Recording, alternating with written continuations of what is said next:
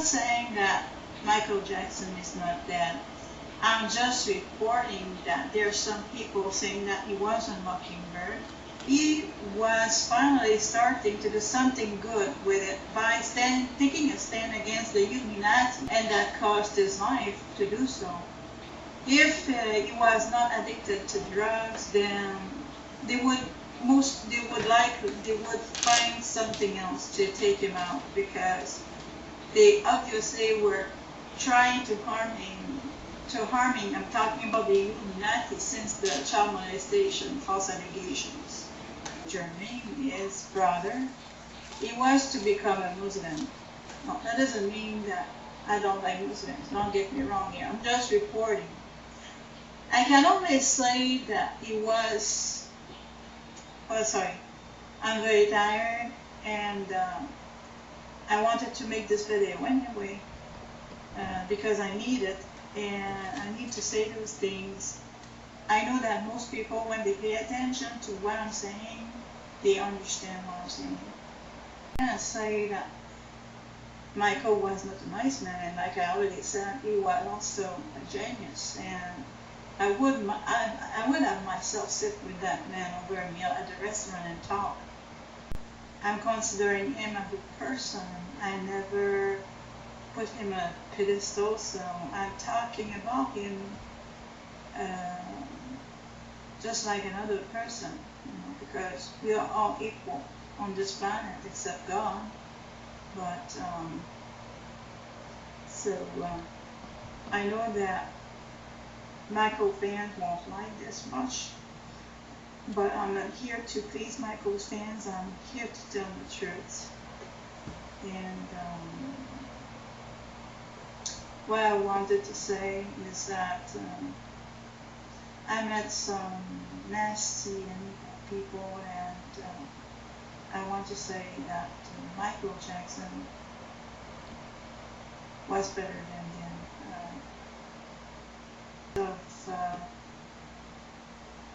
Because of his innocence, because like his first girlfriend said, he's one of the nicest, most innocent people I've ever met. I believe that. So I wanted to post that tonight, even though I'm tired. And again, I'm not asking for your permission. I'm not asking for your approbation or your approval or anything. Continuing my series of Michael Jackson. So let's go straight to the topic.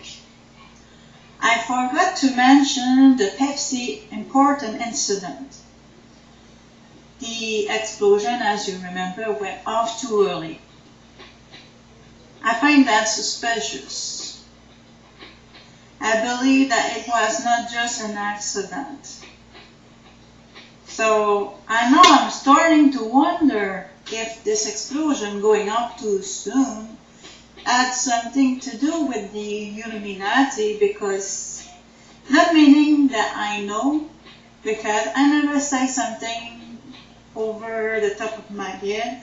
I always research what I'm saying, but this is really weird. So I have doubts. That they could have tried starting to hurt him at that time from this point on, but we know for sure that the false child molestation accusations, they were behind that, and they were also behind his murder. So for those who really pay attention to my part 1 and 2, I need to say that how to reconcile the fact that Michael Jackson was a disciple of Aleister Crowley, and he was, and at the same time I was reporting the words of Tatum O'Neill that he was one of the nicest, most innocent people I ever met. So first up, I do not know Michael personally, so I must go with what people have said about him. Plus, I do not know Tatum. I know her because of my research on Michael Jackson. But I must say that I really do tend to believe that Michael was. Because, you see, he fell into the trap of this Martin Bashir, who really destroyed his life, more because Michael had the tendency to believe that people were innocent like him. So he opened his heart and life to Bash. I call him Basher, who in return bashed his life. So that's my hypothesis about, but because if you tend to think that people are like you, and you tend to trust people. I know that Bashir provided the letter from the Princess Diana that supposedly Bashir was okay, so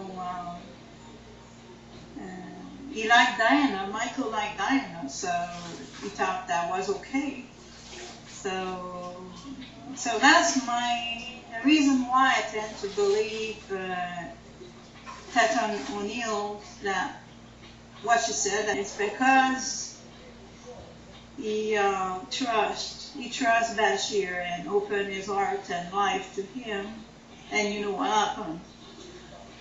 Michael was following his heart. That's the main point. So that's the core. I have compassion for Michael. And if he's alive yet, but he might, but I do not believe he is. You see, he was drowned into this by this Joe Jackson. He was drowned into being disciple of aristocratic, that true, is this Joe Jackson. I'm only saying that he did not initiate, and this is important. Michael is not the one that initiated, that wanted to join the Church of Satan, you know. He was born, he was brought to by his own. I will call him janitor, and you will know why.